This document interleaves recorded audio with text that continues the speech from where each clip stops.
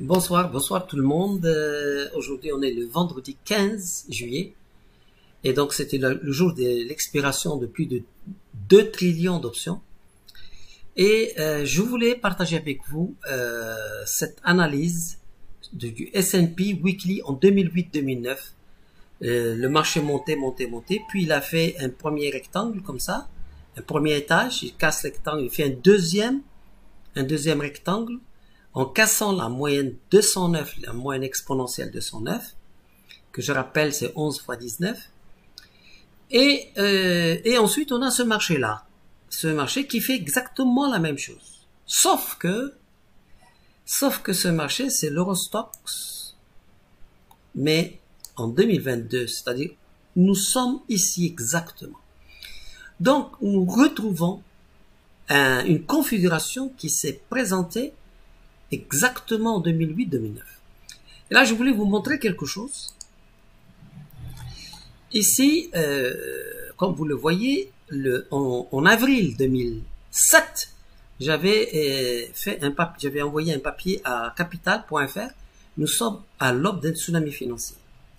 Et ce que je veux vous montrer ici, c'est que je dis aujourd'hui le marché boursier souffre d'un dysfonctionnement qui ne peut pas durer éternellement. Le principe naturel des vases communicants a disparu. C'est exactement le cas aujourd'hui.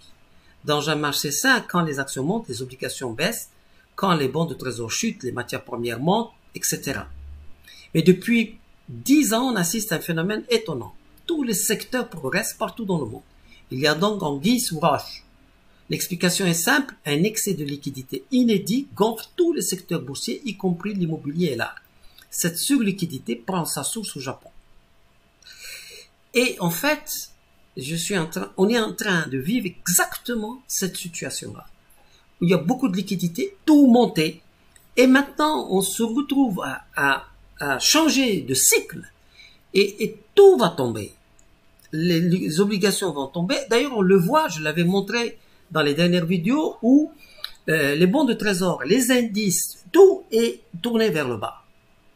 Et je vous rappelle aussi ici que j'avais prévu que l'or allait monter puisque on était à 750 et j'avais dit qu'il allait s'envoler pour dépasser ses plus hauts historiques 850 et même aller dépasser 1000 et on est à 1800.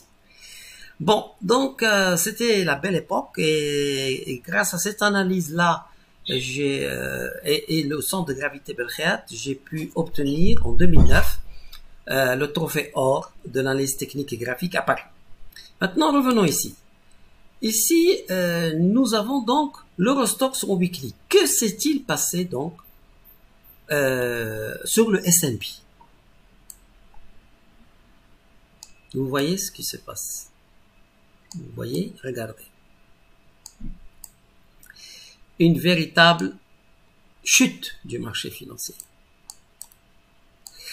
Et donc, on peut s'attendre d'ici la fin de l'année, peut-être en septembre, comme ici, c'était en septembre, nous pouvons nous attendre à une très très grande chute, bien plus importante que celle-là, puisque les marchés ont vraiment exagéré. La liquidité qui a été envoyée sur la planète Terre n'a jamais été aussi immense, et donc c'est normal que lorsqu'on va retirer cette liquidité, les châteaux de cartes vont tomber.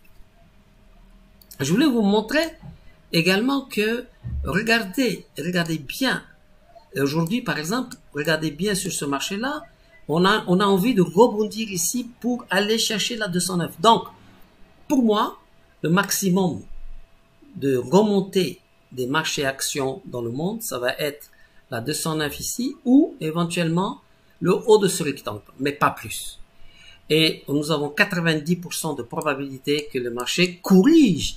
Parce que vous voyez, lorsque quelqu'un pèse 200 kilos, une personne qui pèse 200 kilos, elle a beau aller voir tous les médecins de la planète, la première chose que le médecin va dire, c'est d'abord de perdre du poids. Et ensuite, on discute s'il faut manger ceci, cela, faire du sport, etc. Mais d'abord, le marché financier doit se dégonfler. Nous sommes à des niveaux carrément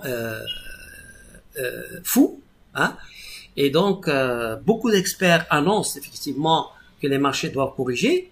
Moi, je dis simplement aujourd'hui dans cette vidéo que les marchés présentent une configuration que l'histoire connaît et je voulais vous faire un coucou sur ça et pour vous dire que si vous voyez les marchés euphoriques qui veulent remonter, c'est juste parce que les gros investisseurs qui ont des trillions, ils ont besoin de créer un mouvement d'espoir pour avoir des personnes qui vont leur acheter. Ils ont besoin d'acheteurs parce que eux, ils vont vendre. Donc, les marchés financiers, lorsqu'ils commencent à avoir besoin d'acheteurs, cela signifie le début de la chute des marchés financiers. Voilà, alors c'était petit coucou de Moulay Bouslem et je vous dis à très bientôt pour une nouvelle analyse.